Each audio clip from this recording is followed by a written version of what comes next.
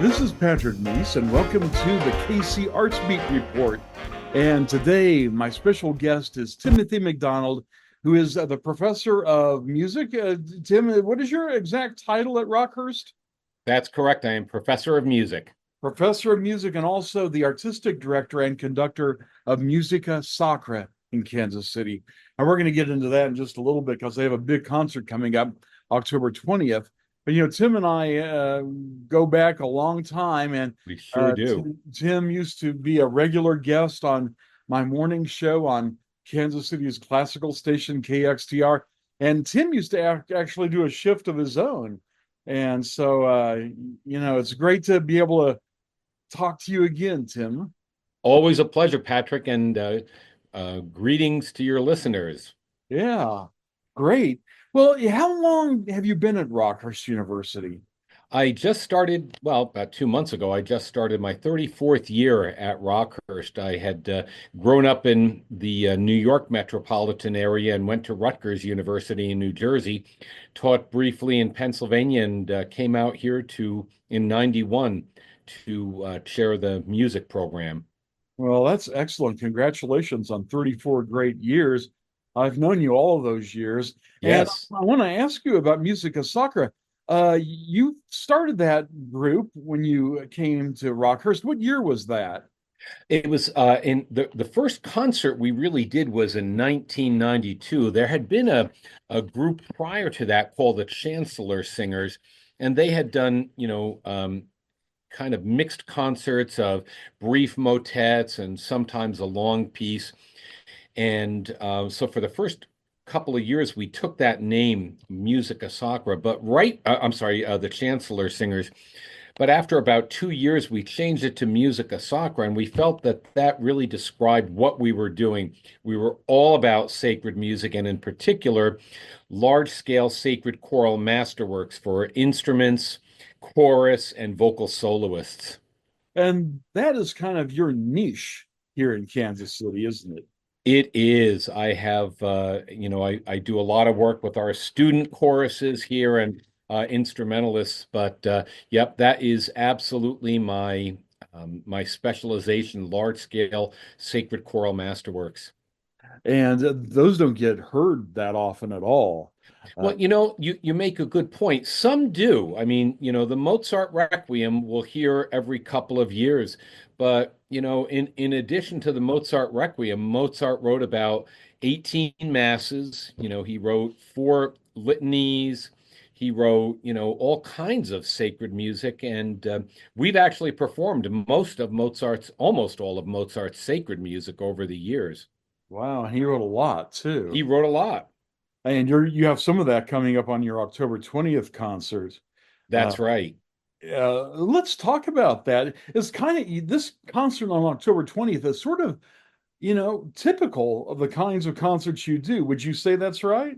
I would say that's right. We usually, often try to do maybe lesser known works by very often major composers. Occasionally, we'll bring in an unknown contemporary composer, or we've done, historic works by nuns from the 17th century and things like that as well. But this particular concert, we're doing two works by composers that your audience knows of, Bach and Mozart. Yeah, But I and can almost guarantee you've never heard of either work. I was going to say you're very good about digging up these, for lack of a better term, oddball works. I mean oddball in the best sense of In the the best possible sense, I know what you mean. you do a lot of research. I know you do a lot of digging. And tell us about what you've come up with for this concert. Well, we're going to do two pieces actually. Now, as I said, everybody knows Bach and everybody knows Mozart, but we're focusing specifically on two works that were written very early on for both composers. Now, the work by Bach is a cantata. This is, what he would typically write. It was the central music for the Lutheran liturgy. And if you were a good Lutheran, you went to church, every Sunday in the morning. There'd be a good 3 hour service in the morning, and you'd probably come back and be there for another service in the evening. Well, the cantata was the main music for the service. And depending on the cantata, it could be anywhere from 20 minutes to 45 minutes.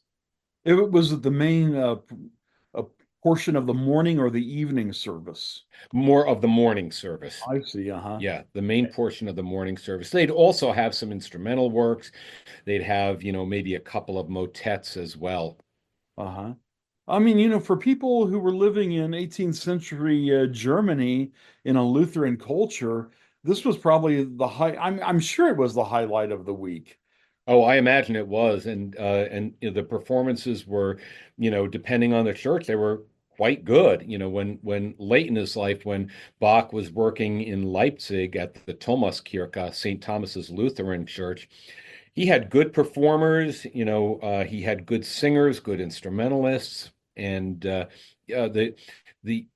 many of the most of the later cantatas were structured around a particular hymn of the day, and they were called chorales. And so these were often called chorale cantatas.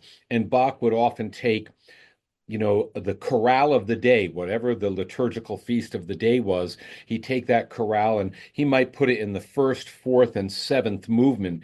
And the congregation would recognize that hymn and would recognize the various verses of the hymn that were sung in the first, fourth, and seventh movement.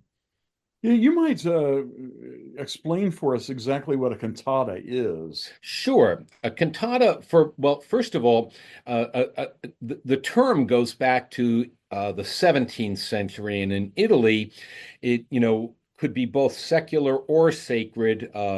But by the time we get to Germany, from about the very late part of the 17th century, it was a multi-movement work, and it could be 7 movements, it could be 4 or 5 movements, it could be 10 movements, depending on the feast, whether it was a high feast or kind of a typical Sunday in the Lutheran Church. Although in Bach's Lutheran Church, he probably never had a typical Sunday, but it was a multi-movement work featuring orchestra, small orchestra, a chorus, and vocal soloists. And typically, as I said, in the later cantatas, they would focus on a chorale, a hymn, well-known Lutheran hymn, and they would sing it in multiple movements with the choir and the orchestra. And then in between, they would have works that sounded operatic in nature, and they were for soloists, recitatives, a kind of a style that was like a kind of a heightened speech that with very static harmonies that they would sing to be expressive. And then it would follow with an aria, a more tuneful, melody driven piece, again sung by a soloist. Mhm. Well, tell us about the cantata. How many are you doing on this October One 20th? cantata we're doing, Cantata. and it's a cantata 150. Catalogers have, organized the works of Bach, and typically you look up the number of the cantata. It's BWV 150. That's Bach's Werkverzeichnis, his catalog of works, number 150 in that. It was a very early cantata. And so he doesn't really use that chorale structure, as I said. It was written around 1707. He was about 22 years old, and he had worked since about 1703, since he was about 18, as an organist in very, very small churches in Arnstadt and Lüneburg. He got a slightly better job, but it was still a small church in Mühlhausen, and he only stayed there a year. And after Mühlhausen, he went to his 3 later positions, which were pretty much major positions in his career. So this was written in about the year he was there. Mhm. It's called Nach dir, I'm sorry, Nach dir, Herr verlanget mich, and I always have to bring out my translation so I don't stumble over it. For you, O Lord, is my longing. O God, I hope in you. And that is the text, the beginning of the text of the first choral movement. Like so many, it starts out with an instrumental piece with just the strings. He has very limited instrumental resources. We're going to have a string trio, which is two violins and a viola. We're going to have a bassoon. He wrote a special bassoon part for this, and organ, which is the keyboard Bach would have used in his cantatas. Mhm. Who's the organist? The organist is George Hans, and George has played for us for a number of years. He is organist over at Visitation Church. He has played with a lot of professionals around town, and he is spectacular.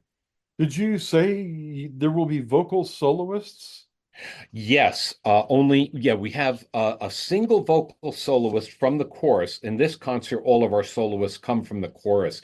We have um, uh, our soprano is a high school music teacher in town. A couple of the other soloists are just, very good amateur music lovers from town. Great.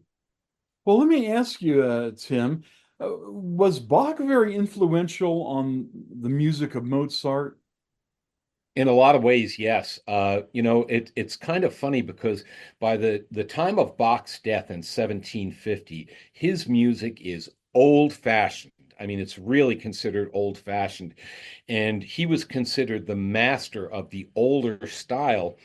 But as from about 1730, composers start to change their style, and it's more like what we become, listen for with, somebody like a Mozart, where it's more tuneful, it's, a little more like melody and accompaniment.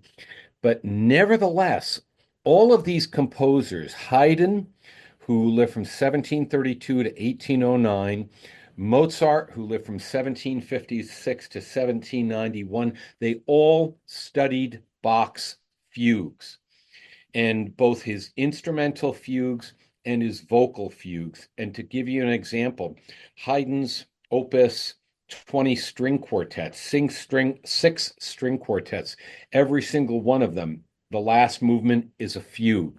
He took that right out of Bach's style.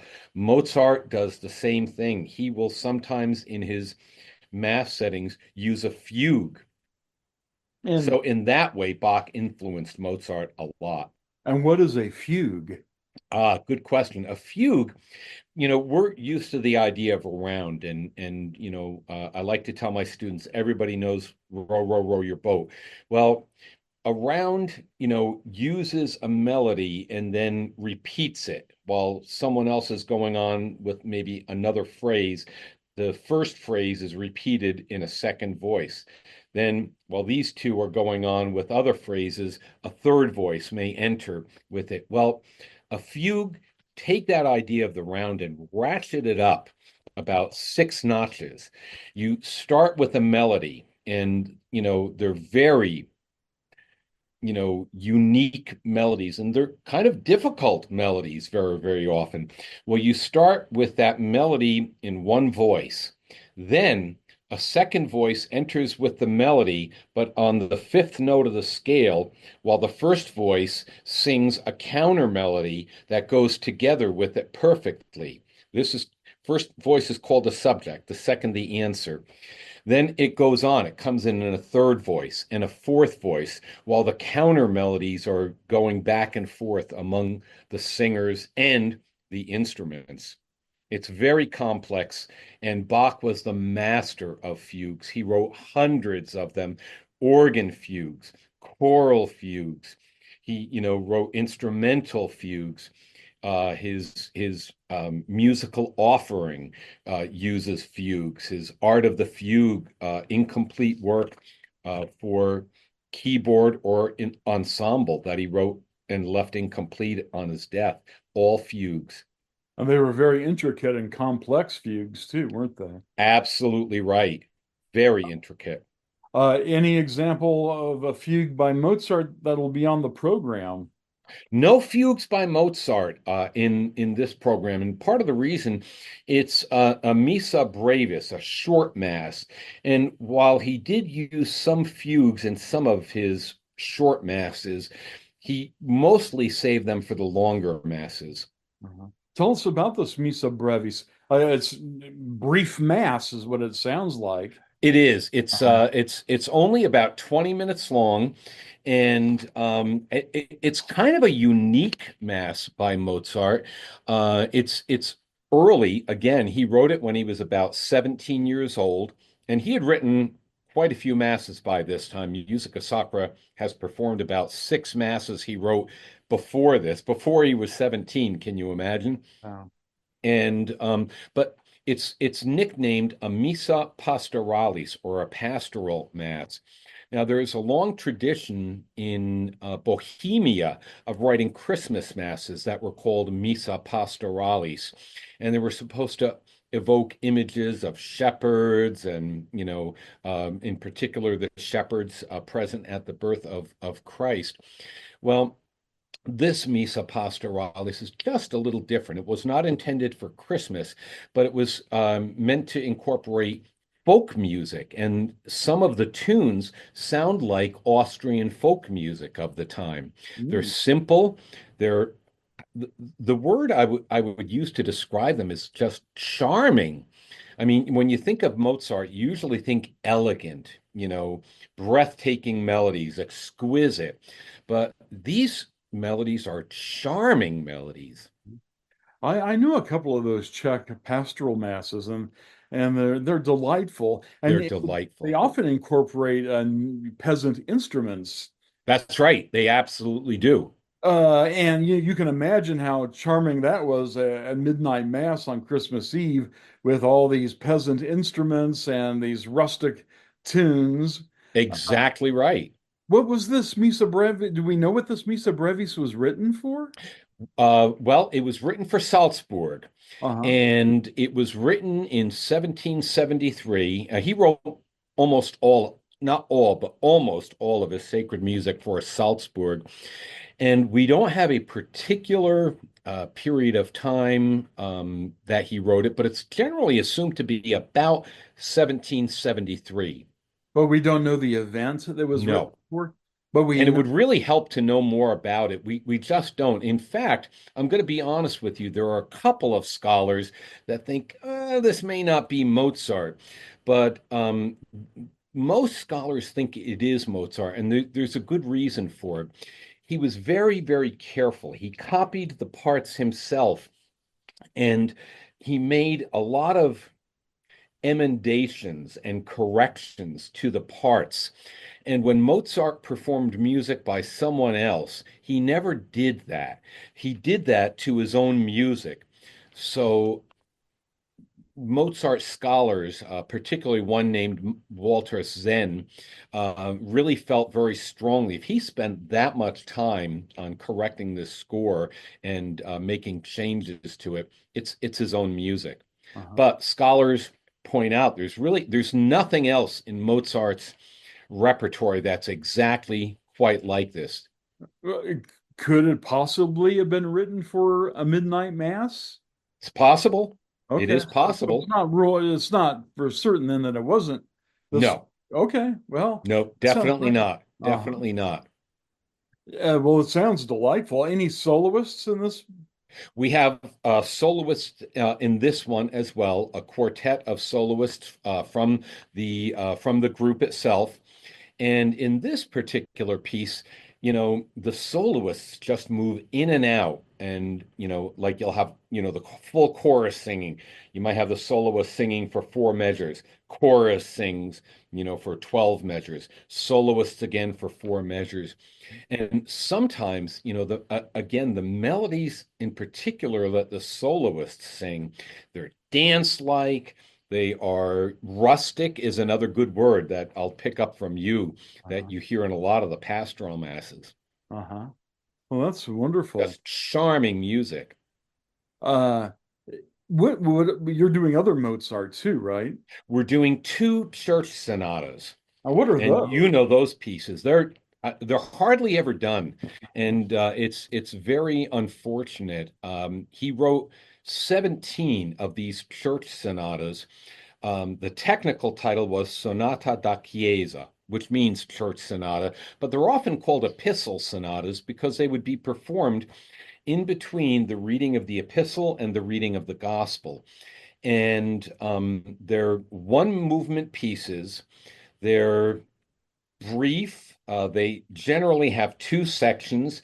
First section, repeat of the first section, second section, repeat of the second section. So very simple structure. And they're again just delightful. Normally, we would perform a church sonata in between the Gloria, glory to God in the highest, and the Nicene Creed or the Credo from the Mass, because that's where they would occur musically.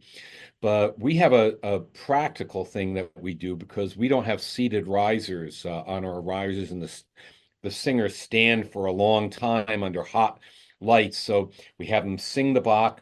They sit down. We do two of the Mozart church sonatas, and then they come back up and we do the Mozart Missa Brevis. I will say the two church sonatas, I picked two that are contemporaneous with the Mass itself. They're very festive pieces, aren't Oh, they're wonderful pieces. And they? I just, like I said, there are 17 of them. In Musica Sacra over the years, we've done all but one. So guess which one I'm planning to do for April. It's the one that we haven't done. And it's hardly ever done. These pieces in general, I mean, they're just glorious pieces. You can find a number of recordings, but Yeah. they're not really played very much No, live. maybe they don't. Maybe they just require odd forces to fit in a typical concert. They're only, aren't they about 4 to 5 minutes long? Yes, that's right. And I think that's part of the reason they, Uh, in a liturgy, in a mass, they, just had their particular, little function. It was perfect, 4 or 5 minutes long. And then you go on, with the reading of the gospel. And then, that's the way it was. But in a concert setting, right. to have a piece like that, in between, a couple of other pieces, that's Right. why when I do it in between pieces, I usually do a couple of them, two or three. I know they weren't written to be overtures, but they have that kind of quality. Very much so. That's absolutely true. Most of them were written for what they call the church trio, which is what Mozart almost always used for instrumental music for Salzburg church services. Two violins and cello with no viola. So that's the church trio and organ. A couple of the later ones, he brings in trumpets and timpani. In one case, he used a horn as well. I know that in the old Latin Mass, after the reading of the epistle, there'd be a procession with Right. candles to the pulpit for the gospel. I assume that these were played during that procession. Exactly right. They accompanied the procession. Uh-huh. Well, that's great. And that way, they didn't have to rush to, get to the ambo to read the gospel. They could take their time because they've got 4 or 5 minutes.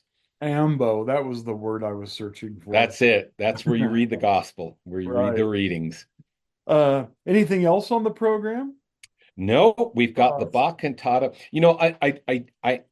The one thing I have to tell you about the Bach cantata, and this is so typically Bach, how to put this. When I was in graduate school, Bach was like the premier composer for me because I was trying to learn all this stuff and, it was all intellectual challenge.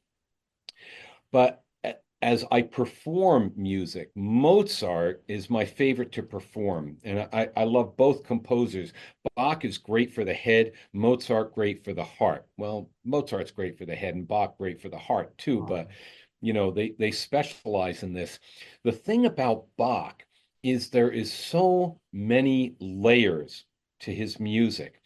And he uses what modern scholars call musical rhetoric to make points about the music. I'll give you an example. I mean, I, I, and Patrick, you know this, you've been there, but I do these live program notes before the Yes. concert, and I like to point out things to listen for. Well, this is an example of one.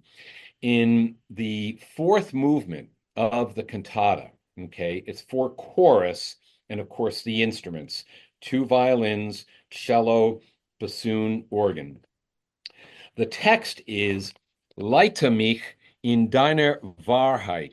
And the translation is lead me in your truth. And he does this thing where it sounds like everybody's, playing and singing the same rhythm at the beginning.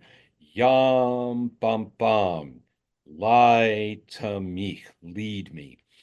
But one part, and they keep repeating it over and over, lead me, leite mich, leite mich. But he has one part, and he starts with the vocal basses, and then he brings the vocal tenors, then the altos, and then the sopranos, and then the second violin and the first violin. There, instead of using that rhythm, yum, bum, bum, he just uses straight quarter notes. Da dum bum bum bum bum bum bum. And I'll reach my the ceiling of my office soon, but it just goes higher and higher and higher. Well, why does he do that? Lead me. He's leading from where humans were, from earth to heaven. It's musical rhetoric, and Oh. he just does this throughout the cantata. There's example after example after example of this. It's brilliant. And it's an early work. And it's an early work. That's Incredible. exactly right. What a genius. And also Mm, that is a great example of the sorts of things you share on your live program notes. Now the concert's at 7:30. that's correct. What time are the 7:30. live program notes? The live program notes start at 6:45. So both of them are on October 20th, Sunday, October 20th. So the concert 7:30, live program notes at 6:45. Okay. And how can people get tickets? There are no tickets required, it's free admission, so they can just come to the door, and it's going to be performed in Arupe Auditorium at Arupe Hall at Rockhurst University, right at 54th and Troost in Midtown Kansas City. It's where we've been performing for about the last 10 or 11 years. Plenty of safe, secure parking there. Absolutely. Safe, secure parking, accessibility, for those with disabilities. We've got an elevator that, can bring, people down to a level where we've got seating for wheelchairs and their companions, a lot of accessibility. We've got security right on hand. It's it's a great place to go to hear music. A wonderful way to spend an autumnal evening, I think. Absolutely. And the Chiefs are not playing on Sunday Night Football that night. Very good. I always worry about that. Even if they were, I'd choose you guys. Uh, Taylor might not, but I would. That's right. Yeah, we ought to get Taylor to one of our You concerts. absolutely should. I bet she'd love it. Um, can you give us a quick sneak peek of your upcoming concert after this one? It's your Christmas Absolutely. concert, right? It is. It's we call it a ceremony of lessons and carols. It's going to be on Saturday night, December 7th, first Saturday in December at 7 p.m. And it's a lessons and carols format whereby we do some traditional pieces, just like the Cambridge lessons and carols always opens with Once in Royal David City. So do we. It's a beautiful hymn. You kind of can't do better than that. And there are certain readings. We don't have the 9 readings that they do in the Cambridge service. We have about 4, but we have shorter pieces that go along with the readings, the prophecy and annunciation of the birth of Jesus, the birth, the shepherds and angels, and so all the music. And I've got to tell you, I'm so excited because this year we're featuring a couple of really outstanding contemporary composers. There's one, a woman composer from Iowa whose name is Elaine Hagenberg, and she writes the most glorious harmonies of, hymns that we know. We're doing a setting of the Sussex Carol and a setting of an old German chorale by her. And then Dan Forrest, who has been around for years and again writes these glorious, kind of unusual arrangements of carols. We're doing his Silent Night. Wonderful. Well, I hope to talk to you more about that as we get closer to that concert. I'll look forward to it. But again, October 20th, 7:30 p.m., Arupe Auditorium on the campus of Rockhurst University. It's a don't miss concert, the music of Bach and Mozart. You can't go wrong with Musica Sacra of Kansas City. And it's been a real pleasure to talk to my colleague, Dr. Timothy McDonald, professor of music at Rockhurst and artistic director of Musica Sacra. Thank you so much, Tim. Thank you, Patrick. Always a pleasure.